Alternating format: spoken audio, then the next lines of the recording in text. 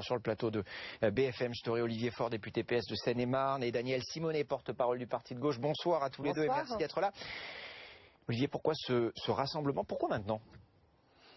Pourquoi pas maintenant? En fait, l'idée, elle est simple, c'est de dire qu'on est en pleine phase où on fait le bilan des 4 années du mandat de François Hollande, que ce bilan est parfois décrit de manière assez uniforme, avec un tir au canon à boulet rouge sur un président qui a affronté en fait des défis comme peu en ont affronté avant lui. Je pourrais les reprendre un par un: défis climatiques, défis migratoires, défis géopolitiques, défis terroristes, défis du chômage, défis économiques, défis européens, défis de l'euro.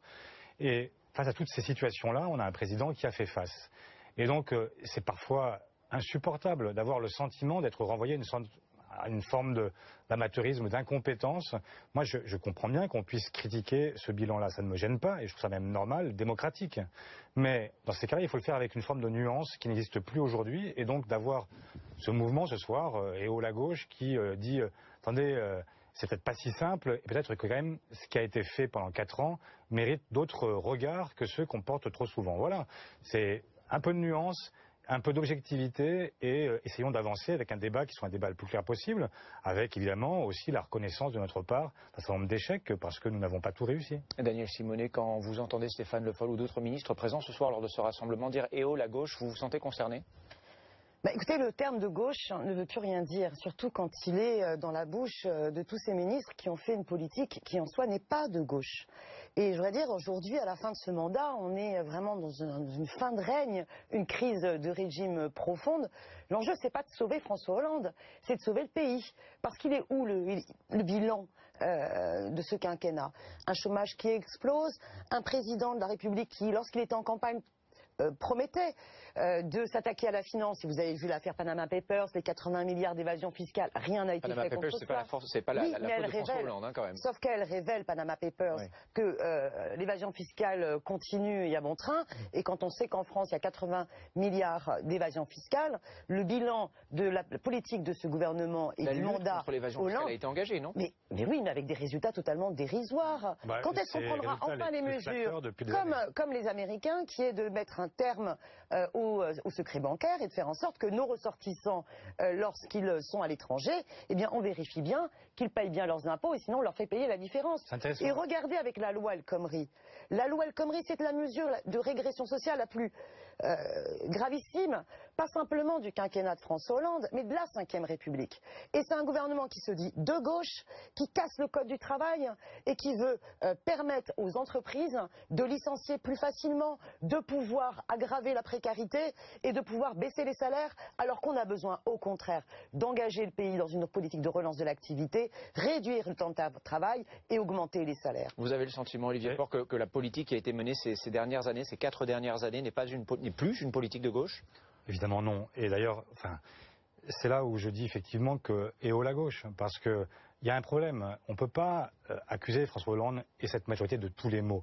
Quand j'entends ce que dit Madame Simonet sur le bilan qui est le nôtre, ou même sur les projets qui sont encore en discussion devant le Parlement, je pense à la loi El Khomri, on ne peut pas dire que c'est une loi pour baisser les salaires, c'est faux. Est-ce qu'on peut dire que c'est une loi qui va casser le code du travail? Pas davantage. Est-ce qu'on peut, on peut essayer de dire il y a des choses dans ce projet qui même... C'est l'inversion de la hiérarchie des normes. Donc ça, ça casse historiquement un acquis. Le code du travail a été fait au contraire pour permettre d'améliorer. Daniel Simonet, on va laisser Olivier Faure répondre et puis vous pourrez réagir, bien sûr. Allons point par point. Moi, je veux bien parler de tout ça parce que c'est des sujets qui m'intéressent. Bon, la version de la hiérarchie des normes, effectivement, ça pouvait être une difficulté dans la version initiale du projet. Aujourd'hui, qu'est-ce qui s'est passé? C'est qu'on a dit que les accords d'entreprise avaient un périmètre qui était réduit et qui touchait uniquement au temps de travail, pas au salaire et pas à tout ce qui pouvait être l'objet d'un accord d'entreprise. Mais vous êtes d'accord qu'ils peuvent être avec la loi défavorables aux salariés par rapport à ces accords de branche? Non, et ça, c'est extrêmement grave. Ce qui est difficile, c'est qu'aujourd'hui, on a des entreprises qui sont de tailles différentes et qui font face à des problèmes différents et à une compétition qui n'est malheureusement pas seulement nationale, mais qui est même européenne et mondiale. Et donc, il faut permettre aux entreprises de s'adapter et donc il faut à chaque fois faire en sorte que ces entreprises puissent le faire avec des outils différents selon la taille.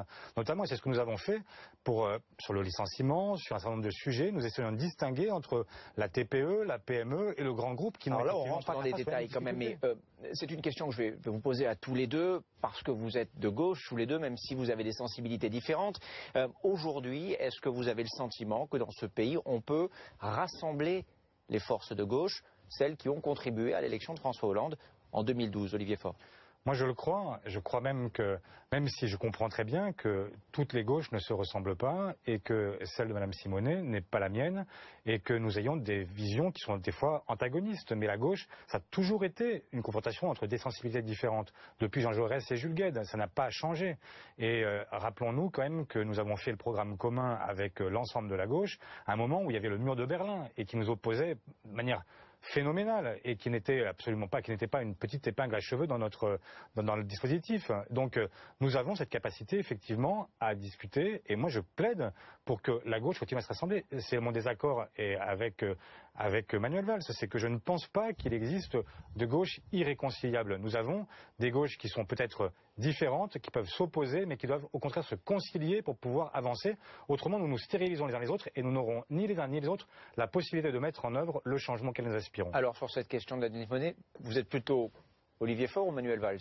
Ni l'un ni l'autre. Je pense que l'enjeu aujourd'hui, maintenant, c'est de fédérer le peuple. Fédérer le peuple sur un vrai projet où on permet au peuple de reprendre en main son destin. Donc, par exemple, c'est de convoquer une assemblée constituante pour en finir avec le régime de la Ve République, cette monarchie vieillissante qui ne permet pas véritablement au peuple de pouvoir prendre part à l'ensemble des décisions et qui organise une collusion entre le pouvoir économique, le pouvoir politique et le pouvoir médiatique.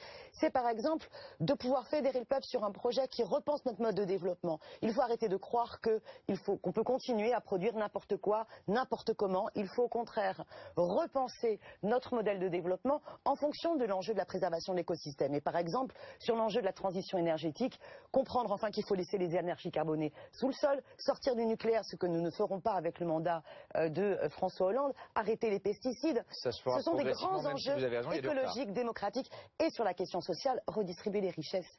Remettre en cause vraiment cette loi El Khomri et j'espère que la manifestation de jeudi 28 avril sera importante et que les nuits debout vont continuer à se développer.